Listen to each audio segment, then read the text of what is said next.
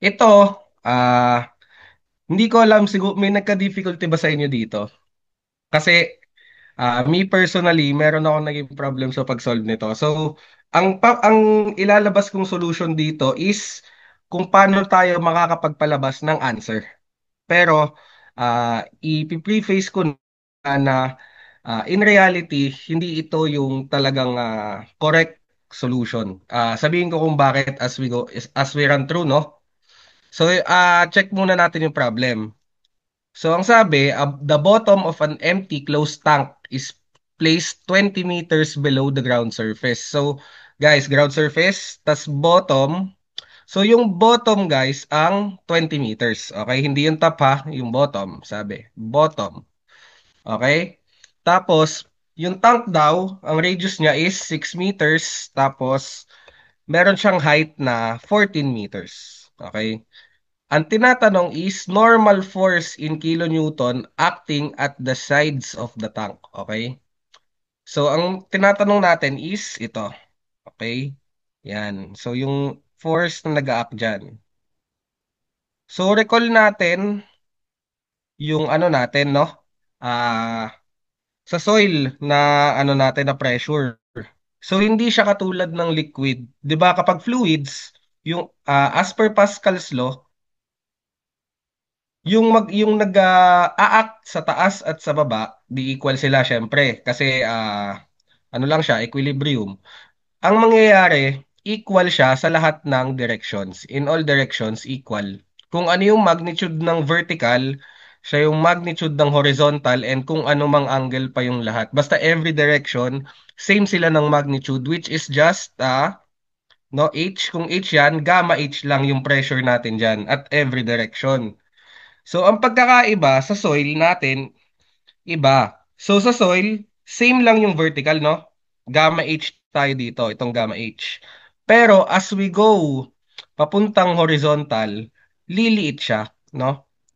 So, siguro, alam nyo na kung ano to. Pero, yung profile niya, baka may hindi pa alam to. Ganun siya. So, malaki siya sa vertical, tapos paliit siya ng paliit pagpunta sa horizontal. Hanggang sa horizontal, ang maging force na lang niya is ano? Sige nga. So, ito baka ano, medyo. So, ano lang siya, yung K gamma H. So, yung K natin, yun yung lateral earth coefficient natin, yung kay Rankine. So, yan mismo yan kapag nasa lateral. Okay? So, meaning, dito, gamma H, tas paliit siya ng paliit papunta paglapit sa horizontal. Okay? So kaya ako sinabing erroneous kasi ang magiging solution natin dito para mapalabas is itulad si soil pressure kay water pressure. Okay? So yun yung solution dito. Kasi kung trinay nyo to, number one, kung i-attempt nyo to, gawin natin tong ano, K gamma H, yung lateral pressure, hindi natin magagawa kasi number one, wala sa given. Walang KO, walang KA, walang KP sa given. No, ang binigay lang is dimensions ng tank, location niya, and specific gravity. So, dun pa lang alam natin na hindi na natin to magagamit, hindi na siya viable solution. Kahit na ito yung tamang solution natin. Okay? So ngayon, dahil wala tayong mga Rankine coefficient, gamitin na lang natin yung behavior niya ano, fluid. Igaya natin sa fluid kasi may similarities naman sila, no, sa fluid. So, unlike lang sa fluid, hindi nga lang talaga equal at every direction yung magnitude ng pressure. Okay? So, yan. So ngayon, considering na siya ay katulad ng water, 'di ba? Pag water to, isipin natin instead na ito ay soil, nasa ilalim siya ng tubig. Ang magiging profile niya diyan, guys, is ganito. So, meron na siyang magnitude dito ng pressure, tapos palaki siya ng palaki sa paglalim. So, magiging ano natin dito, pressure profile is magiging trapezoidal. Okay? So, trapezoidal ang pressure profile natin. So, kapag trapezoidal pressure profile, ano lang ang gagawin? So, hanapin lang natin yung pressure sa dalawang dulo. So, yung P dito sa top and yung P sa bot. Okay? Yun lang yung gagawin natin ngayon. Okay, so yon. So pressure ng top, no? So sabi ko nga, igagaya natin sa fluids ang behavior dito sa situation na to. Kasi yun lang yung way natin para mag-progress dito sa problem na to. So gamma H lang tayo ha. So gamma lang, ano ang gamma? 'Di ba?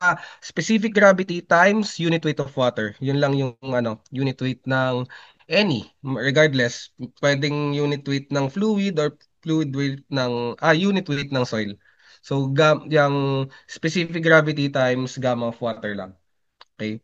So, simplifying, okay? So, sa top, guys, ano yung H? Ito. Ito yung H natin ang top. So, ito, 20 yung bottom ng tank to the grade line. Tapos, yung height ng ating tank is 14. So, 20 minus 14 to. Okay? 20 minus 14. Or just simply 6, no?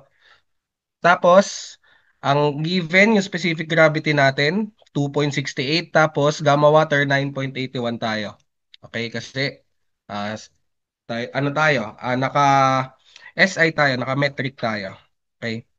So, kita natin, pressure at top is 157.7448 kilopascals. Okay. Sunod, pressure naman sa bot, ito, itong extreme na to. So, nakuha na natin to. Dito na tayo. So, ganun lang din yung process, no? Gamma H lang din. Pero yung H natin is yung bottom na. So, simply, yung bottom naman, defined naman siya, no? So, bottom is placed 20 meters below the ground surface. Okay? So, yun ang lalabas. So, 525.816 kilopascals ang lalabas sa kanya. Okay? So, ngayon, meron na tayong dalawa nito, no? So, ang kulang na lang natin, so since may pressure na tayo, para mahanap natin ang force, favorite natin lahat, no? So, P over A na lang tayo. Ang kulang lang natin is area. Okay? So, guys, ang area niya is tulad nito. Yan, circle. So, ang gamitin nating area is yung projected na area na tatamaan nitong force diagram na to. Itong trapezoidal na to. Kunyari, top view to ha. Top view to. Top view.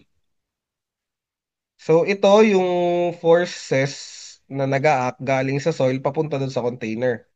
So, ang area na tatamaan ito, yan.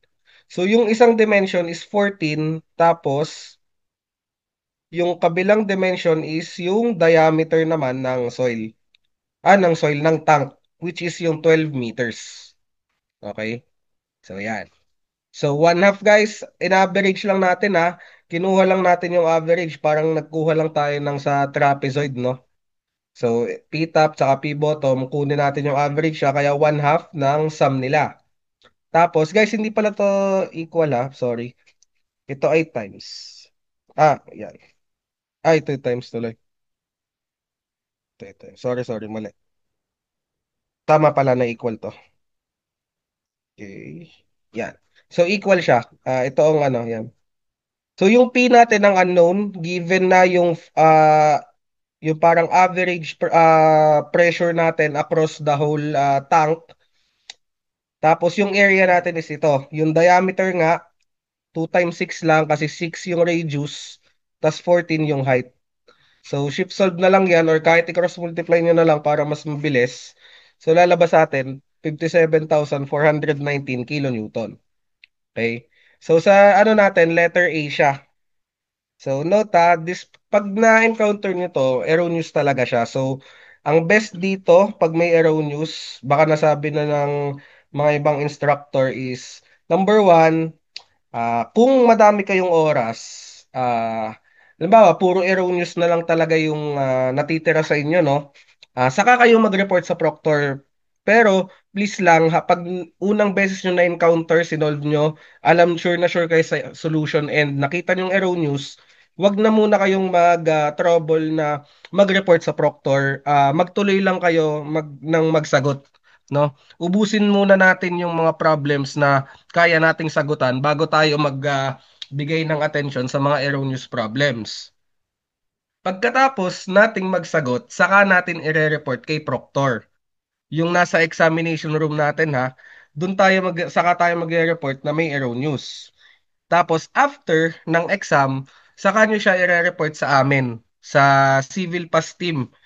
I-report nyo kasi yan ay sinusulatan ng, hindi lang naman, lahat naman ng review center nagko-collect ng ganyan, yung mga erroneous items, para i-report kay PRC. So, pag meron mga ganong instances na may mga erroneous katulad nitong problem na to, so una, skip muna. Wag muna tayo mag-aksaya ng oras. Then, pag yan na lang, report sa proctor, then try to answer pa din. Then, after ipasa, saka i-report sa amin nasa mga instructor para masulatan namin, ma-report namin sa PRC and makapag-act ang ating board accordingly. Okay? So yun. Ito isang example to ng erroneous pero kailangan lang talaga nating palabasin no yung sagot. So yun, napalabas natin exactly pero yun nga maling assumptions ang ginamit natin kasi hindi na consider nung reference na iba ang ah, iba ang magnitude ng pressure pag soil pag lateral. So kaya nga tayo may run kinds guys. So para yun doon, para ma-account natin yung difference in pressure ng vertical and lateral. Okay? So yun.